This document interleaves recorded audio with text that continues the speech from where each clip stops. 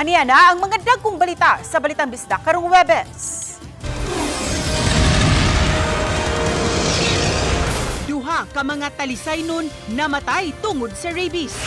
Kapin sa 1 billion pesos nga pondo sa Special Education Fund sa Cebu Province wala magamit. Patayng lawas sa usa ka lalaki na bangalan sa baybayon sa Talisay City. Ug mga kaayuhan gikan sa mga buyog gipaambit sa beekeepers sa Sugbo.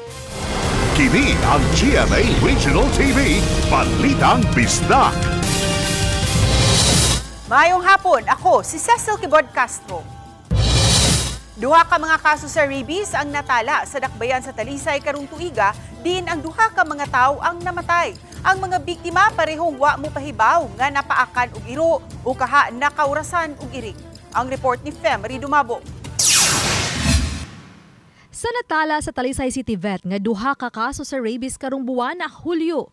Usa kanila, 10 anyos nga babae nga taga Barangay Lawaan 3, namatay sa unang semana sa Hulyo. Mato ni Dr. Maria Christine Hope Dihadena, Talisay City Veterinary Officer, nga wa masayda mga gidikanan sa bata kung napaakan ba og iro o nakaurasan sa iring ang bata. Ang pamilya gingo adunay gamay nga iring. Duda ninyo, Dok, kasi posible nakamrasan, wala lang kayo nito ng bata. Posible sad, no? Wata kay kuan kay wala man gyud na kuan gyud ang ginikanan. Basta ang bata gipangutana, wala man sad kuno. So wala mi kay bawo gyud unsay mga possibility or unsay cause nganong nakakuha siya ng naa sila'y usa ka iring sa ilang balay. Pero kato nga iring bag-o pa sa nila. Nga pet, bag-o. Samtang ang ikaduhang kaso natala og namatay niadtong Hulyo 11 diin ang 33 anyos nga biktima usa ka e-bike driver ug taga Barangay Dumlog. Gingong napaakan kini og iro samtang naghuwat siyang pasahero tulo ka buwan na ang milabay.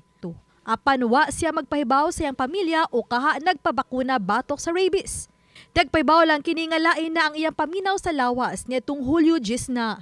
Subay niini subsob ang pagpamakuna sa iring ug iro nga gipahigayon sa Talisay City Veterinary Office sa Barangay Dumlog ug Barangay Lawaan 3. Gihangyo usab nila ang namuhig iro ug iring nga pabakunahan ang ilang mga binuhi. Lain nilang hangyo nga hipuson ug dili pagawson ang ilang mga binuhing mga hayop. Napaakan siya mga 3 months ago ang gingon sa iyang mama. Kanya wala siya nagpabakuna. Wala siya nagpahibaw. Ato na siya nagpahibaw nga aduna na siya symptoms ba. Mahadlok sad siya sa hangin, sa tubig, no? Magpabakuna din ang tao? Yes, especially no kung stray no, wala ta dili nato siya maobserbara ng iro for 14 days. Kay layaw siya. So adto kita sa mga animal bite center. Samtang tabangan usab sa Talisay City Health Office ang City Veterinary Office sa pag-awhag sa mga napaakan og iro ug nakaurasan og iring sa pagdangop sa labing duol nga kliniko o ospital aron mahatagan dayon sa bakuna batok rabies. Doon na gani mapaakan sila, dili ang nila ibaliwala, no? Dapat magpakonsulta dayon sila sa atong mga RHU diri sa atong health center kay naman tay mga vaccine giandam ana para nila, no? Part na to, no, sa information dissemination sa atong mga igsuon nga talisaynon nga in the event nga dunalay kanang ingon nato mapaakan or makambrasan kanang muadto din sila sa atong mga nearest na to na mga health units. Ubani Godfrey Relieno Grod Prado, Femery Dumabo. Balitang Bisdak. Driver sa modern jeepney nga nakuha ang nagsubay sa gutter, gipa-isplikar na sa Land Transportation Office.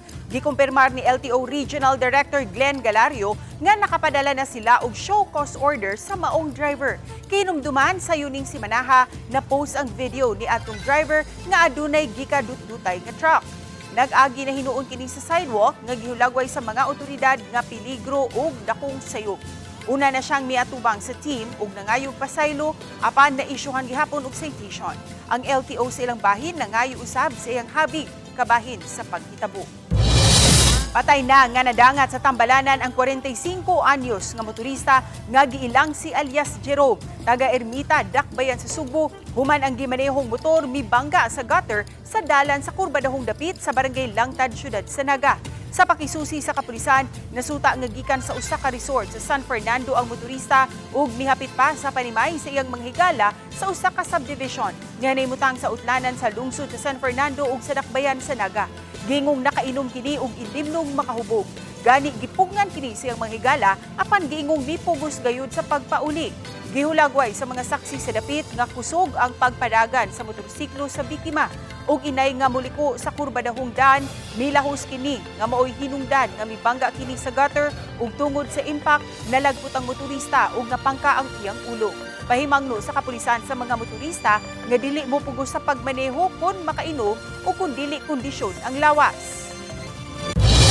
456 founding anniversary sa lalawigan sa Subo, himuong sentro ang serbisyo sa katawhang mas naginahanglan pinaagi sa Caravan of Services apin na ang mga major surgery nga libre. Sa irantang detalye sa report ni Alan Domingo.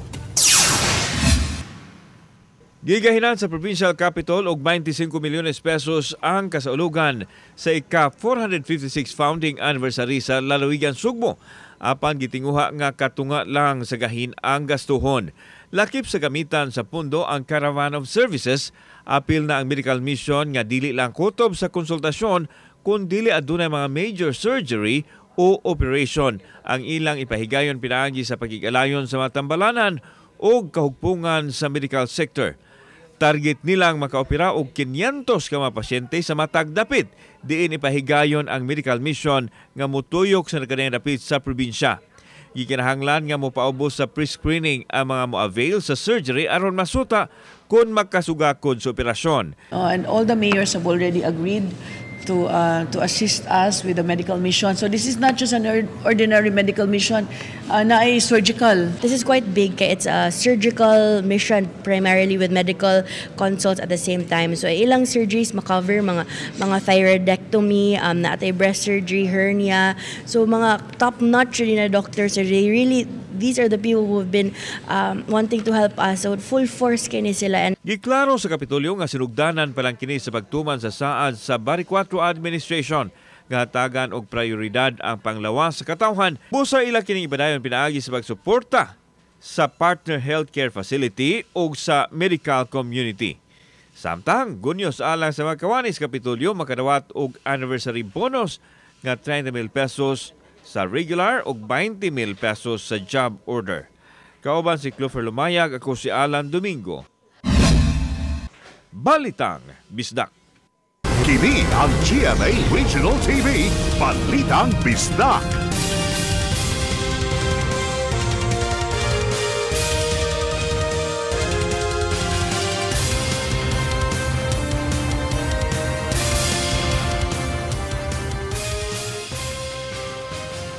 Kini ang GMA Regional TV, Balitang Bisdak. Patay nang napalgan ang usa ka lalaki sa baybayon sa barangay Kansuhong sa Dakbayan sa Talisay pasado alas 6 kaganihang buntag. Nabangalan ang biktima nga gaubo na sa baybayon. Apan walay mga mulupyo nga nakaila sa biktima. Hangtod karon padayon pa kining giila ug gisusi ang hinungdan sa kamatayon niini. Matud ni Ruel Labajo, sakop sa Bantay Dagat sa Talisay City, nga samtang galakaw siya sa baybayon, iyang nakitaan ang biktima nga nag-ubo. Siyang pagduol, wala na kini nagginhawa. Hinungdan nga mitawag siya sa kapulisan. Gihulagway ni Labajo ang lalaki nga gasulob ug t-shirt nga green, shorts nga itom ug adunay igo-igo nga gidakod. Nga gibana-bana nga adunay 5 ka tiil ug 4 ka pulgada ang gitas-od. Adunay tattoo sa tuon niyang bukton nga Justine. Iyang pagduda nga naanod ang biktima og gidag sa kini sa baybayon sa dapit. Walay nakita nga samad sa lawas ni ini.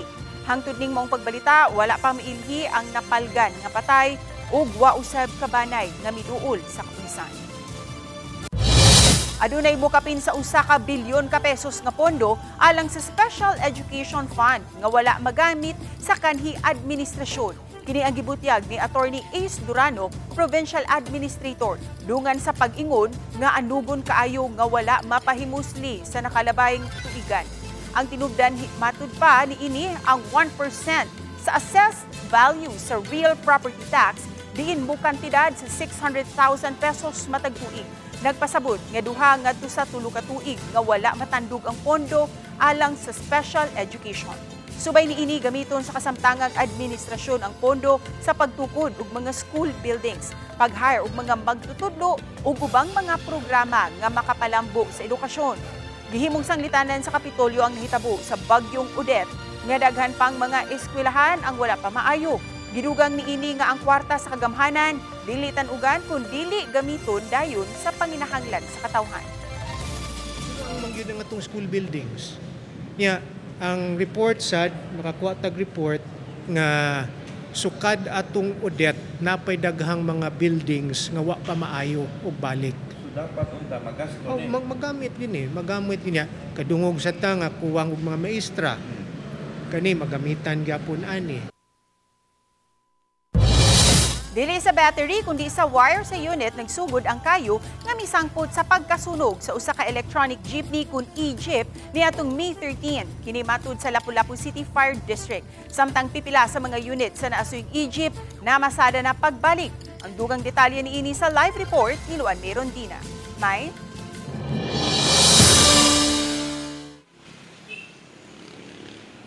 Ses, human mahunong og kapin sa usa ka buwan ang operasyon sa mga e-jeep sa Lapu-Lapu City. Dihang nasunog ang usa sa mga units ni ini niadtong Mayo 13, karon balik pamasada na usab sila. Apan niining ilang pagbalik operasyon, laing mga suliran na usab ang ilang gisagubang sama sa kakuwangan sa mga drivers. Sukad niadtong Hulyo 5, nag-anam-anam na pagbalik og dagan ang pipila sa mga e-jeep sa Lapu-Lapu City. Butang nga gihangop sa mga pasahero, ilabi na alang sa rotang Marigondon to IT Park. Nalipay na sad ko kay pas madali na ko kanang uli ba kay dili na ko magduha-duha og kanang sakay, so nalipay na sad ko nga nibalik ang e-jeep. Apan matod ni Dennis Solon, Fleet Manager sa UTSI kun Udotco Transportation Service Incorporated, 16 pa lang sa 35 nila ka mga serviceable unit ang nibiyahe pagbalik nunot sa kakuwangan sa mga driver. Kini naglakip sa napo ka mga unit sa e-jeep nga may rotang Marigondon IT Park, 2 ka unit sa rotang Lapu-Lapu Cordova ug 4 ka unit sa Lapu-Lapu Loop. Sukad na hunong ang ilang operasyon niadtong Mayo 14, sagad sa ilang mga drivers nangita na og laing panginabuhian. Ug dihang nibalik na sila sa operasyon niadtong Hulyo 5, may mga kausaban na nga gipatuman ang management. Kun kaniadto, sweldado ang mga drivers ug makadawat pa og overtime pay. Kun mosobra sa oras ang pagpamasada, karon boundary na ang basihan o nag-abang na ang mga drivers sa mga units. So gitangtang to nila ang katong sweldo jud nga monthly.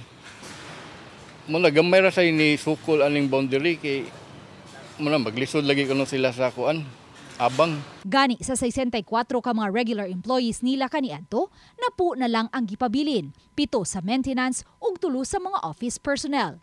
Wala pa usab mabayre sa ilang sweldo niadtong unang kinsina sa Mayo ang kadaghanan sa ilang mga drivers. Priority nga gibayran kadtong namalik pagpamasada. Giingnan sila nga balik mo para mabayaran mo ato kay unsa may ibayad na mo kung di mo biyahe, way kita kay ang kaning gamay lang nga biyahe na pamimidaghang payables gud diri. Kaya ang rent lang namo diri sa garage 1 million gud.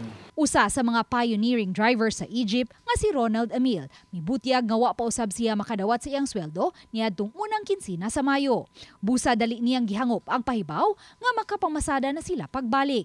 Gika pag pandemic, bagyo, mo na gasurvive sa akong panginabuhi nga ri. So salamat gyapon ko ma'am nga balik ni karon. Sa Pigasbahin, gibutyag ni FO1 Vincent Ray Reyes nga base sa resulta sa mga gisumiter nilang samples dito sa laboratory sa Bureau of Fire Protection sa Kauluhan sama sa mga wire o battery sa e-jeep nasuta sa investigasyon nga sa wire sa unit sa e-jeep nagsugod ang kayo nga mikatay ngadto paingon sa battery. Subay kini sa nahitabong pagkasunog sa usa ka unit sa e-jeep nga may rotang Marigondon IT Park niadtong Mayo 13. Ingon nila nga battery nagsugod.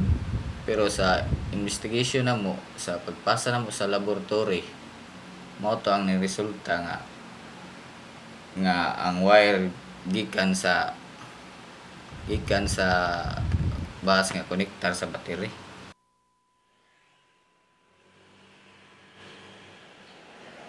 Ses dili makakomentaryo ang fleet manager sa resulta sa investigasyon sa Bureau of Fire Protection kay matud niya ang tag-iya lang sa Egypt ang gihatagan og kopya sa resulta sa investigasyon. Hinuon niyang gitataw nga sukad sila nagsugod pag-operate niadtong 2019.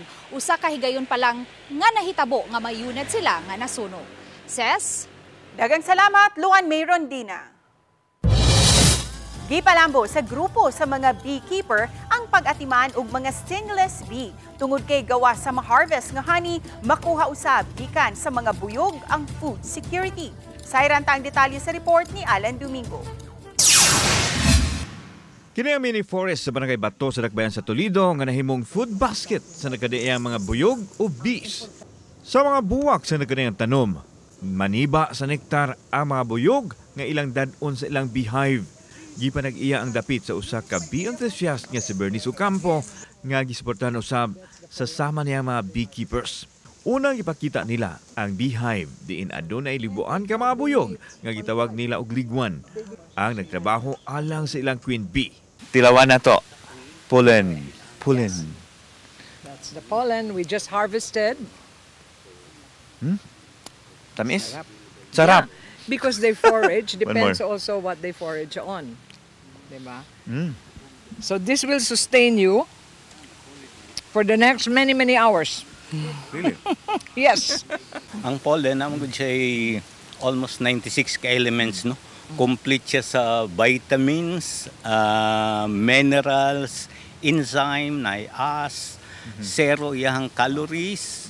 Gikuha usab ang natigom nga dugos gikan sa mga frames nga gibutang sa beehive. Kung nagada nilang honey. Hindi yung bee. Yung honey. Also, honey? Taste that now. Yes. Wow. That's fresh. Taste that. Fresh honey. Fresh honey. Oh. Wow.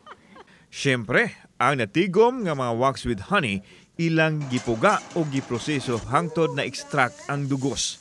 Kung nahingangham mo sa mga ligwan, mas mahingangham mo sa stingless bee. Ang gitawag nato og cute nga hilabihan ka cute o gagmay apan nakaproduce og pollen og propolis og honey. Gamit ang inasimbol nga kawayan isip beehive, dito nagtapok ang mga cute og syempre ang ilang dugos nga talagsaon ang kalami. Mas mahal usab kini ug matod nila dakog matabang sa panglawas sa mga tao kay matud pa adunay natural antibiotic. The thing that's dripping is honey. Woo! Yes. Okay. Tangy. But so good. Matod sa mga bee lovers nga tipik lang kini sa end goal nila nga ngayang masayran sa papil sa mga buyog nga dili lang kutob sa honey ug pollen harvest kun dili maghatag usab og food security sa mga tao. Nakita gyud nako nga the importance of bees for the production of food. Sa sunod buwan, gikinakdang magtigom sa Sugbo ang mga beekeepers nga naglangkob sa Beekeepers Network Philippines Foundation. We're expecting mga 200 beekeepers nationwide, including researchers, academicians, hobbyists, entrepreneurs that will be attending also the conference. Gihimugatan sa mga beekeepers dili lang kay gusto kundi pasyon yun ang gikinahanglan aron mulambo og mulampos din mulungtad sa pagatiman sa mga buyog nga katambayayong sa mga tao sa pagsiguro sa pagkaon. It is the most fascinating thing. As we always say, no bees, no food. Because of the pollination, no? And food security, its importance to the environment, biodiversity. Kauban si Marlon Melgaso, ako si Alan Domingo. Balitang Bisdak. Kini ang GMA Regional TV, Balitang Bisdak.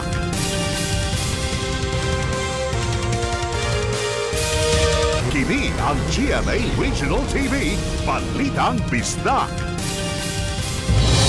Nakapaukay sa pipila ka mga empleyado sa Mandawi City Hall ang pagtingog sa ilang alarm system kaganiha.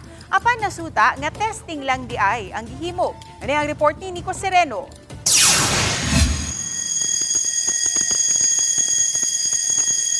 Alas 10 kaganihang buntag samtang padayon ang trabaho ug mga transaksyon sa Mandawi City Hall kalit nga mitingog ang alarm system. Sa una, walang sa kini panumbalinga. Apan kay nataod-taura nagtingog ang alarm ug mibalik-balik pa, maong gisusi sa ubang personnel unsa ang nakaingon. Problema din. Na-trace nga nag-testing di ay sa fire protection system alang sa bagong natukod nga annex building. Ang edipisyo nga gi-construct sa likod nga bahin ra sa presidensya o main city hall para dugang office space sa syudad. Ongoing nating testing sa fire protection, fire detection, then sa elevator. So kana siya mga system is naka-integrate na siya dapat nga once ang building operational na siya, kumbaga na-communicate na sa kung naisunog, kinsay mo alarm. Ang gihimo, kabahin sa pagpangandam sa turnover sa maong building. Sa pagkakaroon, doon na hinoy migamit sa parte sa third floor ni ini ang City Legal Office. Pasabot ni City Administrator Attorney Gonzalo Maligon, karong buwan unta ang original nga schedule sa building turnover. Apan may gamay na lang kuno ang nahabilin nga trabahoon. Uban ni Godfrey Relien, Nico Sereno, Balitang Bisdak. Kini ang GMA Regional TV, Balitang Bisdak.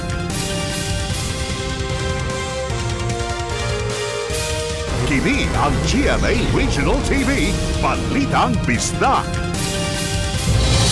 Zero balance billing policy sa DOH Hospital di patuman sa Eversley Child Hospital and General Hospital sa Mandaue. Hinumduman sa State of the Nation address ni Presidente Bongbong Marcos niadtong Lunes, usa kini sa iyang gi-highlight nga libre ug wala nay bayranan sa mga basic accommodation sa mga DOH hospital sa nasod. Si Health Secretary Ted Bosa niagi sa social media mipagawa sa listahan sa mga ospital nga mipatuman sa zero balance billing alang sa basic accommodation. Upat ni ini anaa sa Cebu ug usa ang Eversley Hospital.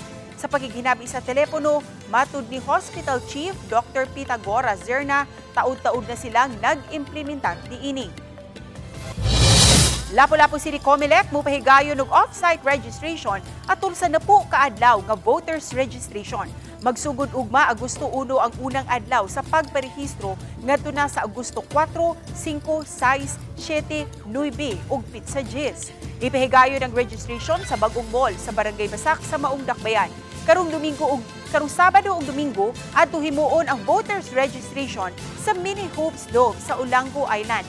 Samtang sa Agosto 8, ipahigayon sa Lapu-Lapu City Jail Male and Female Dormitory ang voters registration. Matod ni Attorney Ann Janet Lamban, Election Officer sa Comelec Lapu-Lapu City, di panglantawan nila nga mas daghan ang moparehistro karon kay napo kaadlaw lang ang gitugot sa Comelec alang sa mga botante nga buot moparehistro alang sa umaabot nga barangay ug SK elections. Ug kay gipanglantawan usab nga mas daghan nga nag-edad og 15 ngadto sa 17 anyos nga moparehistro, gipahinumduman sila sa Comelec nga magdala gayud og kopya sa ilang birth certificate ug kaugalingong ballpen. So akong gihangyo pod nga kadtong tanan nga magparehistro magdala gyud sa ilang government issued ID, valid IDs. Unya palihog na lang kudaan og pa-xerox para paspas batabay at asa nang nato sa application. Gisugdan sa dakbayan sa Subo ang rollout sa tag 20 pesos matag kilo sa bugas humay pinaagi sa gilusad nga walang gutom program sa DSWD. Ang detalye sa report ni Alan Domingo.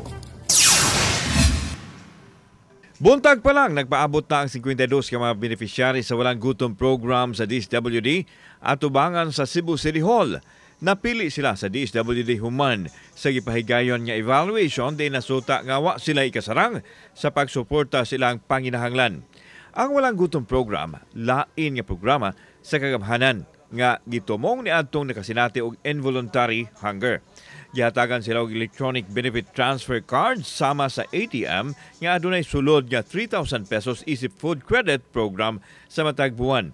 Kini ang gamiton nila sa pagpalit sa mga masustansyang pagkaon ug apil nini ang bugas nga tag 20 pesos ang kada kilo atol sa launching atubangan sa City Hall.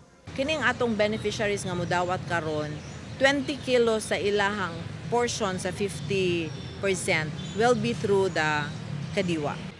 Kuwang ang among kita ba? Usa yung mga sideline kada adlaw. Wala sir oy. Sabi na ako, sir, nga, bago kong gipirahan sa matres. Dako na kayo, sir. Uy, lipay na kayo. Abot na sa langit. Gawa sa bugas nga mapalit sa mga card holder beneficiaries, magamit usab nila ang sulod nga kwarta sa ilahang card sa pagpamalit sa uban mang panginahanglanon sa atong panglawas. Of course, kaning gitawag nga Go, Grow and Glow. Ang food credit i-renew matag buwan ug dili pwedeng gamiton sa bisan asa nga tindahan kun dili didto lang sa mga accredited nga mga gagmayng tindahan. Ang atong listahanan maupod ang source sa 4Ps. So ang katong mga beneficiaries nga wala na sulod sa 4Ps, naa sa listahanan 3, and they are found and assessed and verified to be food poor, mauni sila ang beneficiary sa Walang Gutom program. Samtang gihangop sa mayor nga sa Cebu City gilusad ang programa nga sinugdanan usab sa pibenting bigas meron na sa nasudnong kagamhanan. Gipahibaw ni Mayor Nestor Archival nga naduso na sa konseho ang awhag alang sa gahin nga magamit isip counterpart subsidy. Ang among paninguhaon, Ma'am Shelane, DSWD, amo yung suportaan ang atong programa. Kauban si Clover Lumayag, ako si Alan Domingo. Balitag, Bisdak. Mga kapuso, nunot sa inyong padayong pagsalig o pagsuporta, nagbunga ang financial performance ng GMA Network sa unang 6 ka buwan sa tuig 2025. 2 billion pesos net income after tax ang natala sa GMA. Mas dako kini itandi sa milabay tuig 2024 sa susamang mga buwan. May abot usab sa 10.1 billion pesos ang consolidated revenue sa network. Mas taas kini sa 7.8 billion pesos sa susamang panahon ni atong 2024. May taas usab og 9.3 billion pesos ang halin sa advertisements. Gumikan sa mas taas nga halin, nakatala ang GMA og 3.8 billion pesos nga kita o earnings before interest, taxes, depreciation, and amortization o EBITDA karong buwan sa Hunyo. Nagpamatuod kini nga padayong naguna ang GMA Network sa nationwide ratings base sa Nielsen TV audience measurement, lakip na ang nagkadaiyang digital platforms.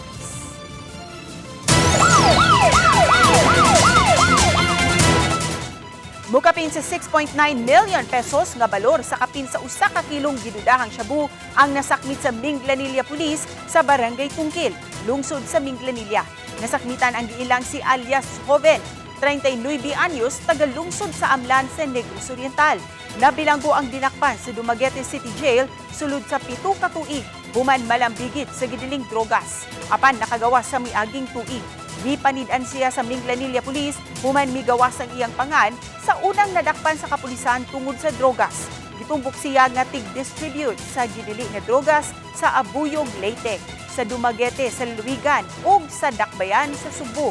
Giila kini nga usa ka high-value target sa rehiyon.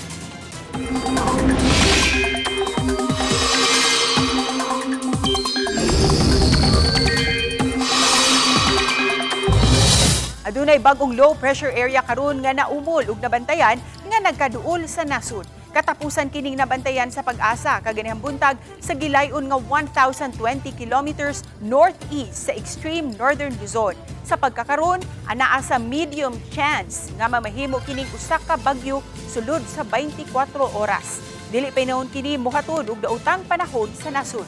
Itandi hinuon sa milabayng mga adlaw. Mas hinay ang epekto karon sa habagat sa nasod apan anaa gihapon ang kahigayunan nga mohatod kini sa pag-uwan-uwan.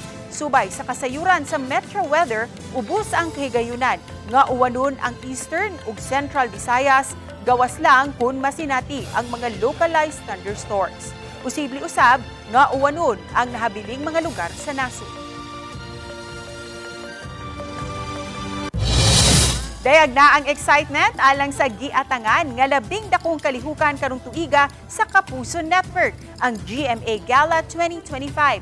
Gani, makita na ang teaser sa GMA Gala 2025 sa usa ka higante nga LED billboard sa EDSA.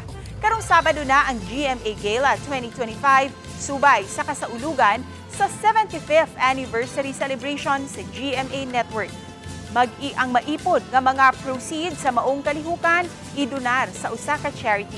Samtang dili na matago ang kahinam ni Asia's multimedia star ug Stars on the Floor host Alden Richards alang si GMA Gala. Speaking of Alden, hapit na makabot niya ang childhood dream nga mamahimong usa ka piloto.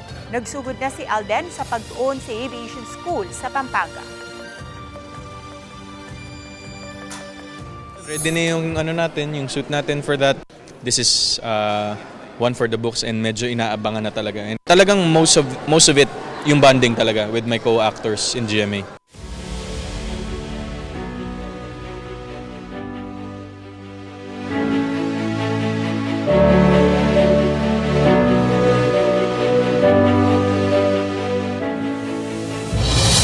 Kami ang GMA Regional TV Balitang Bisdak. Kinatibukang pwersa alang sa mas dakong misyon ug mas halapad nga pagalagad sa nasod. Maayong hapon mga kapuso.